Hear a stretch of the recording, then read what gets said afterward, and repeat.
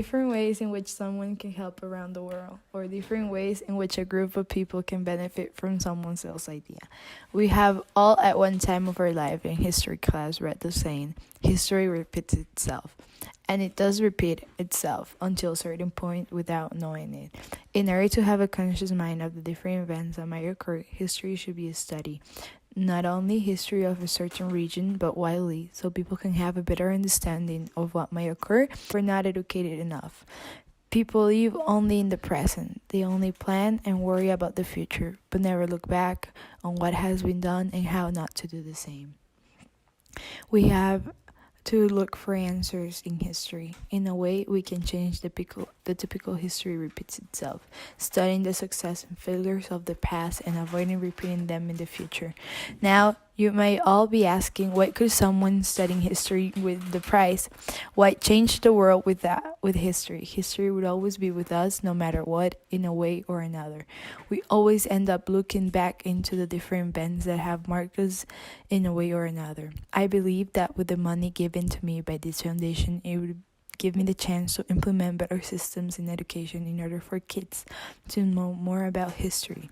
More libraries around the state would be fulfilled with more interactive activities about history and how it can help them out. History can help at the same time develop the basic knowledge of inventions and discoveries made from the past.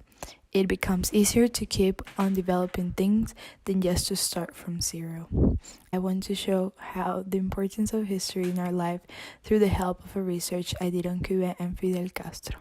This is a great example on why history should not repeat itself, and how anyone should have more knowledge on the different events that have occurred. Fidel Castro was the president of Cuba for around 5 decades, and he took power by one of the worst ways. Fidel Castro was seen as the savior of Cuba, and everyone believed he was going to change the country, which he did, but for worse. Cuba has been a country which has been full of corruption after corruption, cup after cup, creating more and more poverty in the country. If people from Cuba knew or analyzed the situation a couple of months before Castro rose to power, they would have known how to react to the situation they were going through, since it was just like the previous decade. When ex-President Fulgencio Batista was in charge, Cuba's economy went through a severe time. Cuba had a massive unemployment rate that caused low income, no money flew inside the country, which ended up asking for more money loans, demanding high cost and interest, and lowering its industrial production. All of these problems turned into a social and economic crisis. Under dictator Fulgencio Batista, as said by McDonald, 1985, only 50% of the school-age population did not attend to school, and expenditures were concentrating in urban areas to the exclusion of rural provinces. If only half percent of the school-age population assisted to school, this meant lower income in the country years later.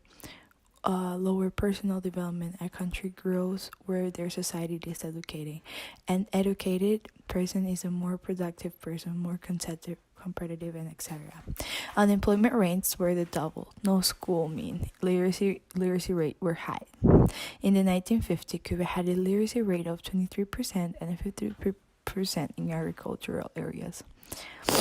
Now, you have a dictator whose country is in the ruins, and the only light to these people saw was to believe that in a person who would turn the country for worst. However, Castro was more intelligent than the previous president. He knew that he had to enter into everyone's mind somehow.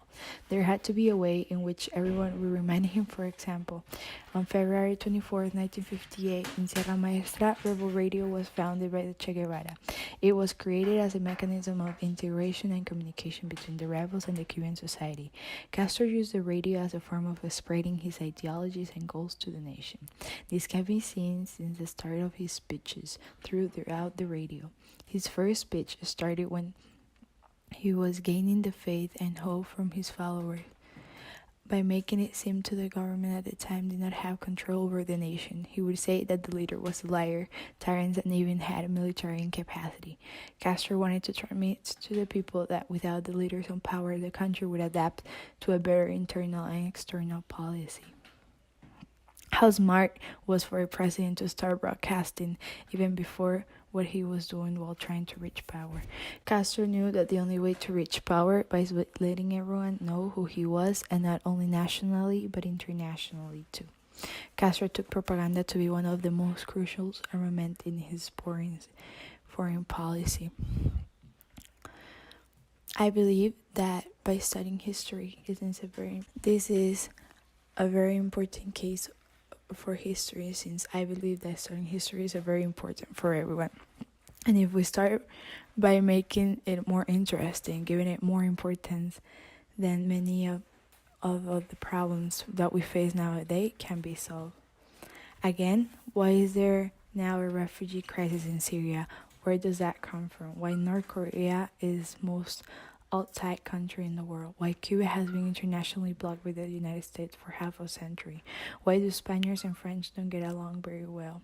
And not just in sports. Studying history will help us understand some of the whys of the present. Studying history will help us to understand and remember that the current problem with the Syrian refugee, for example, is not new, that Europeans already had to migrate in mass to other places fleeing the crisis of war. Lastly, studying history develops in the Syrian critical spirit. That is, the ability to have an opinion about historical events or processes and to be able to defend your ideas. And with an original idea in our mind, no one can coerce us, manipulate us, or manage us like puppets. And only then will you be free, because the ultimate goal of education is to create free people.